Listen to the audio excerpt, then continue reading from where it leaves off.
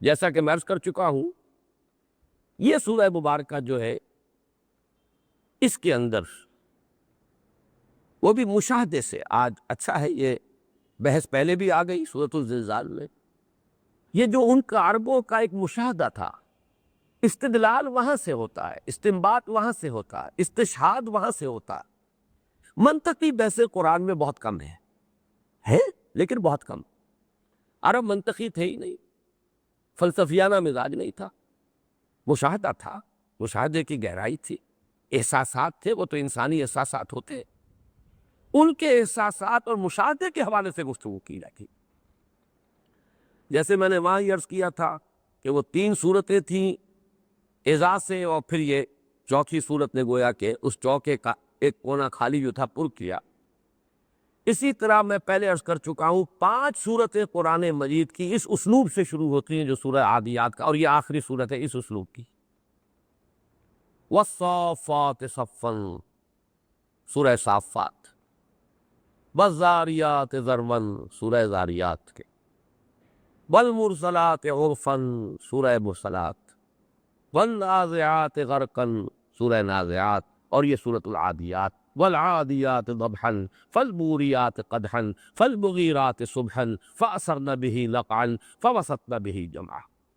یہ بات تو اس وقت عرض کر چکا ہوں کہ یہ ان 5 صورتوں میں سے پہلی اور آخری ہی ہے کہ جن کے قسموں کے بارے میں اتفاق رائے ہے کہ ان سے مراد کیا ہے۔ باقی سورہ ذاریات، سورہ مرسلات، سورہ نازعات، ان سب میں ہوائیں مراد ہیں، فرشتے مراد ہیں۔ کہیں سے کوئی ایسا بھی ہے کہ ایک ہی صورت میں بعض آیات جو ہے وہ ہواؤں سے متعلق ہیں، بعض جو ہے وہ فرشتوں سے، لیکن یہ کہ سورہ صافات میں مراد فرشتے، والصافات صفا، اس لیے کہ اسی سورہ مبارکہ میں آخر میں آ گیا وَإِنَّا لَنَحْنُ الصَّافُّونَ، ہم تو ہر وقت صفے باندھے ہوئے اپنے رب کے حضور میں منتظر ہوتے ہیں، جو حکم ہو بجا لائیں۔ وَالصَّافَّاتِ صَفًّا، سورت شروع۔ اور دوسرے یہ صورت ہے ان 5 میں سے کہ جس کا مفہوم و مدلول اس بالکل واضح، اس میں کوئی اختلاف نہ۔ تھوڑا سا اختلاف تو ہے کہ اس سے مراد اونٹ ہے یا گھوڑے ہیں، لیکن اکثریت کا اجماع اس پر ہے کہ گھوڑے مراد ہیں۔ پھر ایک یہ بھی رائے ہے کہ اس سے مجاہدین کے گھوڑے مراد ہیں، لیکن اکثریت کی رائے یہ ہے کہ یہ مجاہدین یا غیر مجاہدین بلکہ اصلاً یہاں پر مراد ہے۔ عرب میں آپ کو معلوم ہے کہ ان کے ہاں قبائلی زندگی میں غارت گری، لوٹ مار، ایک قبیلہ دوسرے قبیلے پر حملہ کرتا تھا، اور وہ حملہ جو ہے کچھ چیزیں ان کے ہاں بالکل معین تھی، اس کا ٹائم ٹیبل معین تھا۔ وہ جس کو آپ کہتے ہیں the small hours of the morning، یہ صبح کا 3 بجے کا، 2 بجے کا، 2:30 بجے کا، 4 بجے کا وقت، یہ وقت وہ ہوتا ہے کہ جب سب سے زیادہ غفلت طاری ہو، کوئی مریض ساری رات نہ سویا ہو، اس وقت ضرور آنکھ لگ جاتی، ٹھنڈی ٹھنڈی ہوا، صبح کی ایک خاص سہانا موسم، ساری رات تڑپا ہو، لیکن یہ کہ ایک خاص وقت پر آ کر اس کو ایک سکون حاصل ہوتا ہے، اور یہ سب سے زیادہ غفلت کا وقت۔ تو وہ جب آتے تھے گھوڑوں پر آتے تھے، اصل میں گھوڑا ان کے ہاں یہ تھا غارت گری اور جنگ کا اصل جو ہے جو سواری کا وہ گھوڑا۔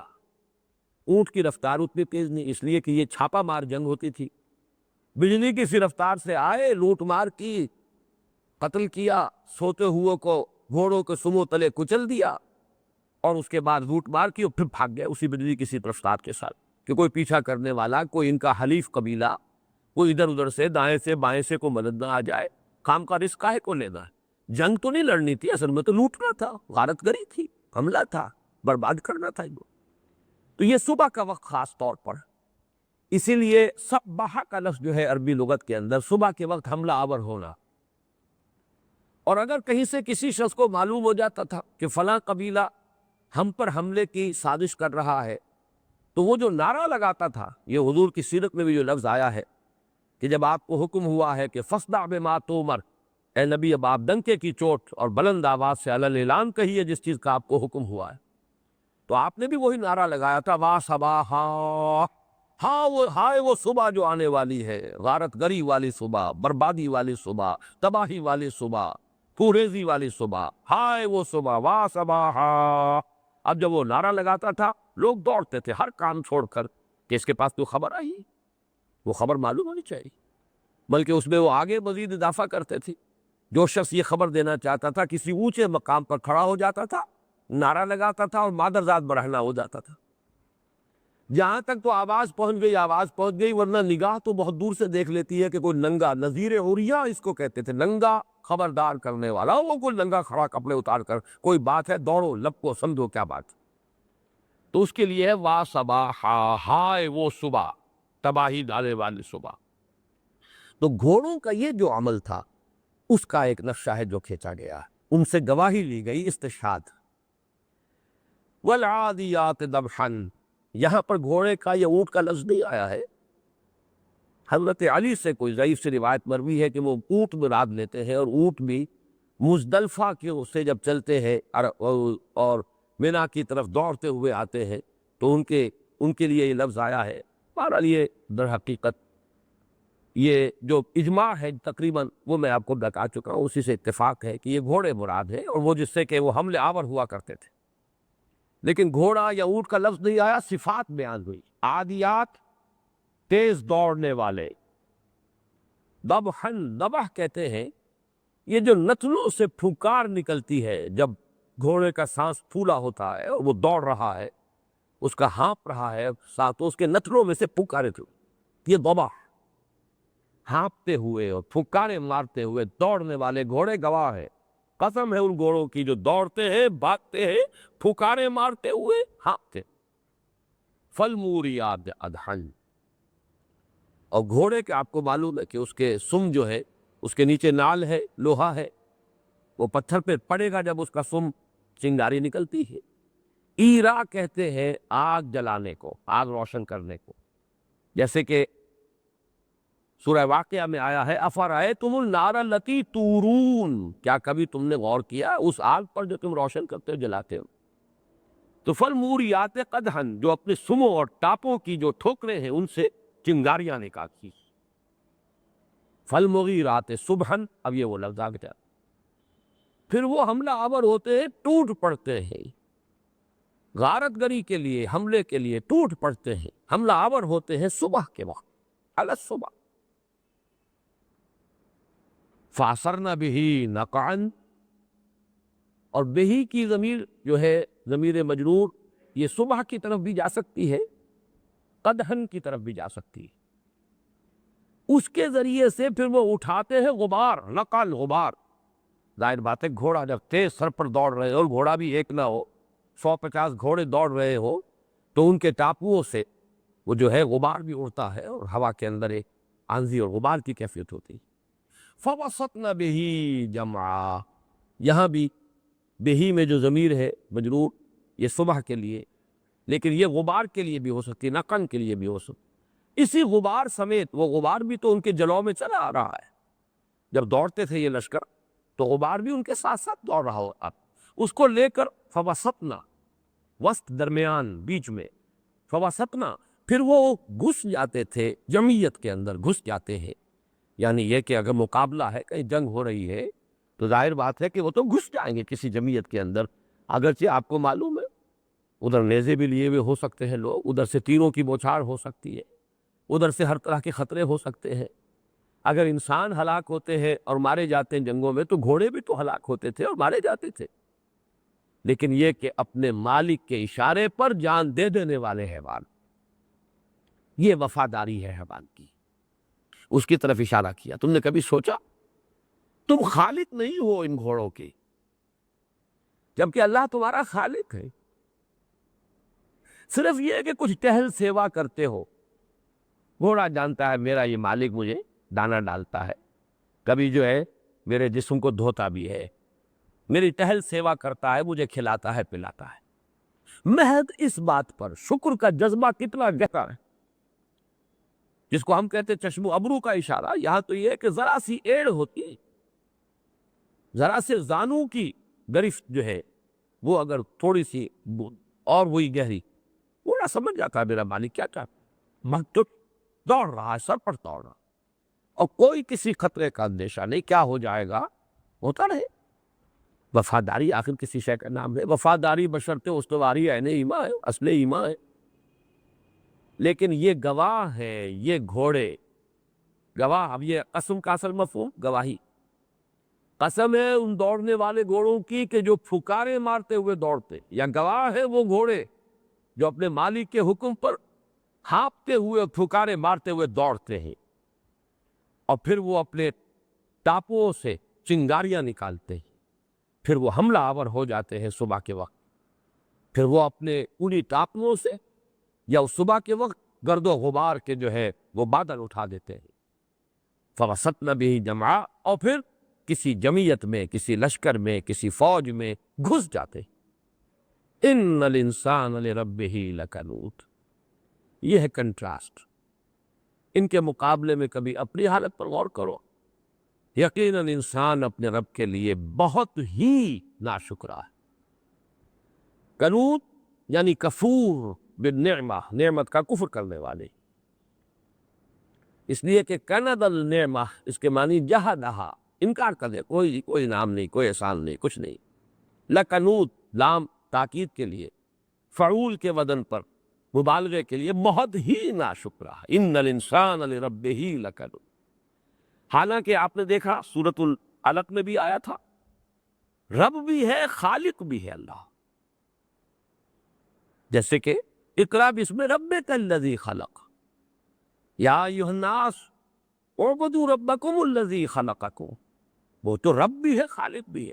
تم زیادہ سے زیادہ اپنے گھوڑوں کے لیے کچھ ان کی ٹہل سیوا، کچھ کھلانے پلانے کا کچھ سامان کرتے ہو، اور اس کے نتیجے میں وہ گھوڑا اپنی جان تمہارے اشارے پر ہلاک کرنے کے لیے تیار ہے. وَإِنَّهُ عَلَىٰ ذَلِكَ لَشَهِيدٌ، اور یقیناً انسان اس پر خود گواہ ہے. یہ مضمون وہ ہے، وہ سرچنگ انداز جس کو میں نے بارہا کہا ہے، آنکھوں میں آنکھیں ڈال کر کوئی بات کہی جائے. کیا واقعی تمہارا یہ خیال ہے؟ ذرا سوچو، تم خود گواہ ہو کہ نہیں؟ وہ جو سورہ قیامہ میں آیا، بل الانسان علی نفسہ بصیرہ، انسان اپنے نفس پر پوری بصیرت رکھتا ہے، اسے معلوم ہے میں کیا. تو انسان کو خوب معلوم ہے، اس کے ناشکرا پن جو ہے اپنے رب کا، اس کا اندازہ اس سے ہے. وَإِنَّهُ عَلَىٰ ذَلِكَ لَشَهِيدٌ وَإِنَّهُ لِحُبِّ الْخَيْرِ لَشَدِيدٌ. اور یقیناً وہ مال کی محبت میں تو بہت ہی شدید. دیکھیے اسی کی جو اس کا جوڑا میں نے قرار دیا ہے اس 4 سورے کی 4تھی سورت کو، الہاکم التکاثر حتی زرتم المقابر. یہ مربوط، ان الانسان لربہ لکنود وانہ علی ذلک لشہید وانہ لحب الخیر لشدید.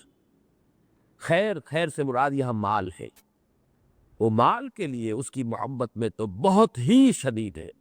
زین للناس حب الشہوات من النساء والبنین والقناطیر المقنطرۃ من الذہب والفضۃ والخیل المسومۃ والانعام والحرث. یہ محبتیں ہیں. افلا یعلم اذا بعثر ما فی القبور، تو کیا وہ جانتا نہیں جب جو کچھ کے قبروں میں ہے اسے اگلوا لیا جائے گا. بعثرہ اس پر ہم گفتگو کر چکے ہیں، اس لیے کہ سورہ انفطار میں آیا ہے وَإِذَا الْقُبُورُ بُعْثِرَتْ، ترپٹ کر دینا. باعین سارا یہ مادہ آتا ہے کسی چیز کو، کسی شے کے نچلے حصے کو اوپر کر دینا، اوپر والے کو نیچے کر دینا، گویا کہ تلپٹ کرتے. جب تلپٹ کریں گے تو اندر جو چیز تھی وہ باہر آ گئی، باہر جو پردہ پڑا ہوا تھا وہ اندر چھپ گیا. افلا یعلم اذا بعثر ما فی القبور، جب اگلوا لیا جائے گا، قبریں جو ہے تلپٹ کر دی جائیں گی، قبروں کے اندر جو کچھ ہے وہ اگلوا لیا جائے گا. اب یہ وہی مضمون ہے، اس کے حوالے سے یہ سورۃ الزلزال کے ساتھ جڑ گئی. اخرجت الارض اثقالها اذا زلزلت الارض زلزالها. اب ایک بات اور نوٹ کر لیجئے، وہ جو پہلا 4 سورہ تھا اس میں آسمان کا تذکرہ زیادہ ہے، زمین کا کم ہے. اذا الشمس كورت واذا النجوم انكدرت اذا السماء انفطرت اذا السماء انشقت. لیکن یہاں پورا کا پورا معاملہ جو ہے اس زلزلہ قیامہ کا، وہ پورا صرف زمین پر مرتکز ہے. اس کا تذکرہ چیزیں تو ساری موجود ہے، اس صورت میں زیادہ ارتکاز جو ہے وہ زمین پر ہے. اذا زلزلت الارض زلزالها واخرجت الارض اثقالها، وہی بات یہاں ہے، افلا يعلم اذا بعثر ما في القبور، جبکہ تلپٹ کروا کر قبروں کو اور جو کچھ اس میں سے ہے اگلوا لیا جائے گا۔ وَحُصِّلَ مَا فِي الصُّدُورِ، یہ اور زیادہ لرزا دینے والی بات ہے، اور اس کا تعلق پھر جڑ جائے گا پچھلی صورت سے، اس لیے کہ عمل ایک عمل کا ظاہر ہے، ایک عمل کی نیت ہے، نیت سینوں میں ہے، حاصل کر لیا جائے گا، حُصِّلَ نکال لیا جائے گا جو کچھ سینوں میں تھا، یعنی وہاں کے فیصلے جو ہے اعمال کے ظاہر سے نہیں ہونے۔ حُصِّلَ مَا فِي الصُّدُورِ، یہ ایک صندوق ہے ہمارا سینہ، اس کے اندر بہت کچھ دفن ہے، زمین بھی ایک صندوق ہے، اس میں بہت کچھ دفن ہے، ہمارے جسم ان میں دفن ہے، اور ہمارے سینوں کے اندر ہماری نیتیں، ہمارے ارادے، ہمارے عزائم۔ بل الانسان علی نفسہ بصیرہ ولو القی معاذیرہ، کتنی معذرتیں تلاش لے، کتنے ہی بہانے بنا لے، لیکن انسان کو پتہ ہے اندر کہ میں کیا ہوں۔ خُصِّلَ مَا فِي الصُّدُورِ، اسی کے لیے آیا یوم تملی السرائر فما لہ من قوۃ ولا ناصر والسماء ذات الرجع والارض ذات الصدع انہ لقول فصل وما هو بالحزر، یہ جو بھید ہیں ان کو جانچا جائے گا، تمہارے اعمال کے ظاہر پر نہیں۔ ان اللہ لا ينظر الى اموالکم ولا الى صورکم ولکن ينظر الى اعمالکم وقلوبکم، اللہ تمہاری شکلوں کو اور تمہارے عمل کے ظاہروں کو نہیں دیکھتا، تمہارے مال کو نہیں دیکھتا، تمہارے اعمال کو اور پھر جو نیت ہے ان کو دیکھتا، دل میں کیا ہے، نیت کیا ہے۔ انما الاعمال بالنیات وانما لکل امرئ ما نویٰ، اعمال کا، نیکیوں کا دار و مدار نیتوں پر ہے، اور ہر انسان کو وہی کچھ ملے گا جس کی اس نے نیت کی ہوگی۔ اب اس میں اس موضوع پر جو مختلف روایات اور بڑی لرزا دینے والی احادیث ہیں ان کو ذہن میں تازہ کر لی، کہ سب سے چوٹی کے اعمال، حدیث میں آیا ہے کہ سب سے پہلے 3 افراد کا محاسبہ ہوگا قیامت کے دن۔ ایک شخص دنیا میں شہید سمجھا جا رہا تھا، اللہ کی راہ میں جنگ کرتا ہوا مارا گیا، شہید ہے۔ اب اس سے اونچا رتبہ کیا ہوگا؟ وَلَا تَقُولُوا لِمَن يُقْتَلُ فِي سَبِيلِ اللَّهِ أَمْوَاتٌ بَلْ أَحْيَاءٌ، ایک بہت مالدار انسان تھا، اس نے بہت خیر میں، نیکی میں، بھلائی میں، خیرات میں یا اللہ کے دین کے لیے مال خرچ کیا۔ ایک بہت عالم تھا، اس نے بہت علم لوگوں کو سکھایا، پھیلایا، پہنچایا۔ تینوں سے اللہ تعالیٰ حساب لے گا، پہلے اپنے احسانات جو ہے وہ جتائے گا۔ وہ شہید صاحب سے اللہ فرمائے گا کہ میں نے تمہیں جسم میں اور طاقت، قوت دی، جوانی دی، تم نے کیا کیا؟ وہ عرض کرے گا پروردگار میں نے تیرے لیے جنگ کی اور اپنی جان دے دی تاکہ تو راضی ہو جائے۔ جواب ملے گا کذبتا، تم نے جھوٹ کہا، انک قد قاتلتا، تو نے یہ جنگ اس لیے کی تھی لئن یقال جریء، تاکہ یہ کہا جائے بڑا جری ہے، بڑا بہادر ہے۔ کیا کہنے اس کی شجاعت کے؟ اپنی شجاعت کے ڈنکے بجوانے کے لیے تم نے اتنے شد و مد کے ساتھ، زور شور کے ساتھ، جرأت کے ساتھ جنگ کے اندر حصہ لیا تھا۔ وقد قیل، وہ کہا جا چکا، تمہارا مطلوب تو مل چکا، ڈنکے بج چکے تمہارے، اب یہاں کچھ نہیں۔ اس کے بعد فرشتوں کو حکم دیا جائے گا کہ منہ کے بل گھسیٹتے ہوئے جہنم میں جاؤ۔ یہ ہے وہ بات، ڈیبٹ کریڈٹ، وہ میں جو عرض کر چکا ہوں۔ نتیجہ آخری جو ہوگا وہ ہوگا ڈیبٹ کریڈٹ کے بعد، وہاں جو ہے سورۃ الزلزال میں دکھا دیا جائے گا سب کچھ۔ خیر بھی اگر ذرے کے برابر ہم وزن ہے نگاہوں کے سامنے آ جائے گا، شر بھی اگر ذرے کے ہم وزن ہے سامنے آ جائے۔ البتہ فیصلے جو ہوں گے ان میں بہت بڑا ایلیمنٹ کیوں ہے، وہ تو یہ ایسوٹیرک ایلیمنٹ ہے، یہ باطنی معاملہ ہے، کس نیت سے، کس ارادے سے، کس جذبے سے وہ فعل صادر ہوا اور وہ عمل جو ہے انسان نے کیا۔ ان ربہم بہم یومئذ لخبیر، یقیناً ان کا رب اس دن ان سے پوری طرح باخبر ہوگا۔ ویسے تو یہ کہ اگر ہم اردو کے محاورے میں اس دن ان کا رب پوری خبر لے لے گا تو یہ تو ذرا مضمون جڑتا ہے اس کے ساتھ، لیکن یہ کہ یہ انداز بھی خبیر خوب واقف ہوگا، اس کا جو ہے یوں سمجھیے کہ نظیر اس کی یہ ہے کہ جب کہا جائے گا لمن الملک اليوم للہ الواحد القہار، آج کس کے لیے بادشاہی ہے؟ اس کے یہ معنی نہیں ہے کہ پہلے بادشاہی اللہ کی نہیں تھی، بادشاہی تو پہلے بھی اللہ ہی کی تھی، مالک الملک وہی تھا، شہنشاہ ارض و سما وہی تھا، حکم اسی کا چل رہا تھا، لیکن ایک پردہ اس نے ڈالا ہوا تھا، اس کی شہنشاہی جو ہے پس پردہ تھی، تمہیں نظر نہیں آ رہی تھی۔ آج تمہاری نگاہیں جو ہے فبصرک الیوم حدید بڑی تیز ہو گئی ہے، آج تو کھل گیا نا یہ راز۔ لمن الملک اليوم للہ الواحد القہار، کس کے لیے ہے بادشاہی آج کے دن؟ اللہ کے لیے، جو اکیلا ہے، تنہا ہے، چھایا ہوا ہے، مسلط۔ اسی طریقے سے اللہ باخبر تو ہر وقت ہے، بلکہ اس کا علم تو قدیم ہے، ازلی ہے، اعمال کے ظہور میں آنے سے پہلے اس کے علم میں ہے۔ لیکن اس روز یہ پردے چاک ہو جائیں گے، کھل جائے گا کہ کوئی شے اللہ کے علم سے باہر تھی۔ ان ربہم بہم یومئذ لخبیر، وہ جو ازلی حقیقت ہے جو پردے میں مستور تھی، اس روز عیاں ہو کر سامنے آ جائے گی۔ بارک اللہ لی ولکم فی القرآن العظیم ونفعنی وإیاکم بالآیات